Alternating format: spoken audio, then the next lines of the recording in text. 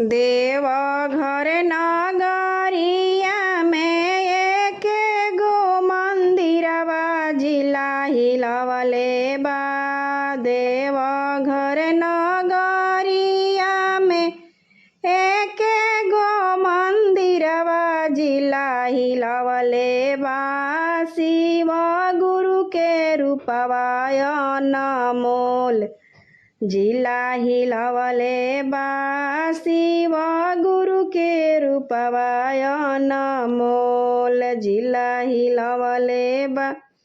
शिव गुरु के सिरावा पर लंबे लंबे जटवा जिला हिलवले बा।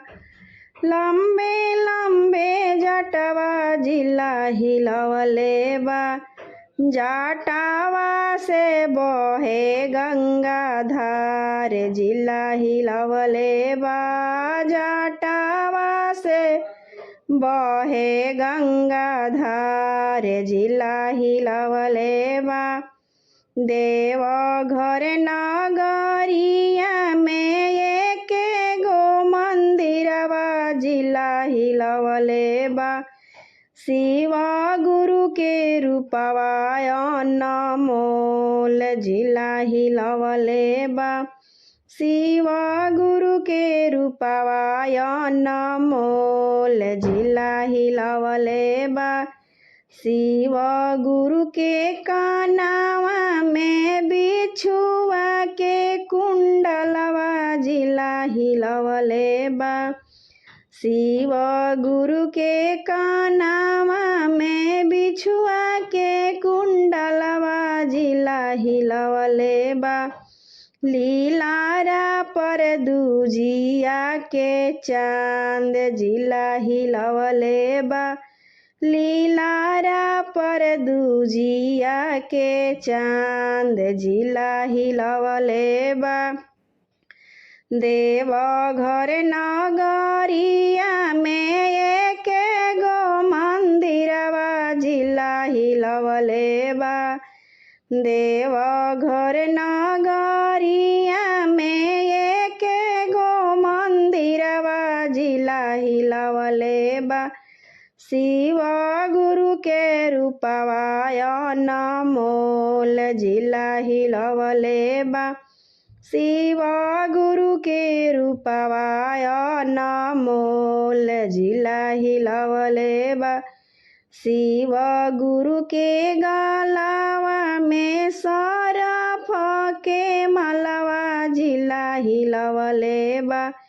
नागावा छोड़ेला फुफुकार जिला हिलवले बा।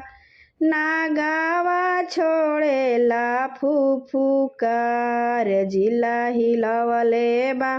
देवघर नगरिया में एक गो मंदिरवा जिला हिलवले बा। शिव गुरु के रूपवा अनमोल जिला हिलवले बा।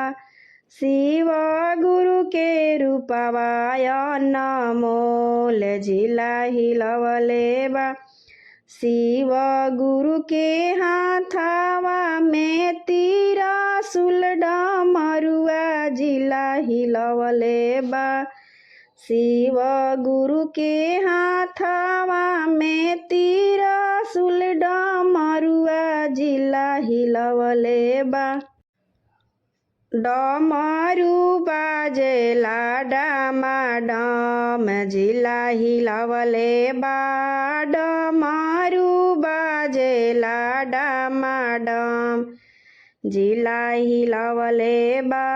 शिव गुरु के हाथवा में त्रिशूल डमरुआ जिला हिलवले बा।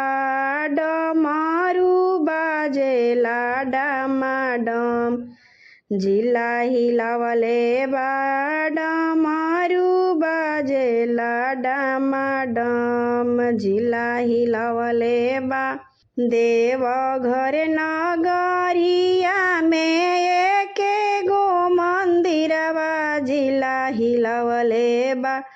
शिव गुरु के रूपवाय अनमोल जिला हिलवले बा शिव गुरु के रूपवाय अनमोल जिला हिलवले बा शिव गुरु के कमर में मिरिगा के छलवा जिला हिलवले बा शिव गुरु के कमर में मिरिगा के छलवा जिला हिलवले बा पैरवा में चंदन खरौआ जिला हिलवले बा पैरवा में चंदन खरौआ जिला हिलवले बा शिव गुरु के संगवा में पार्वती मैया जिला हिलवले बाड़ी शिव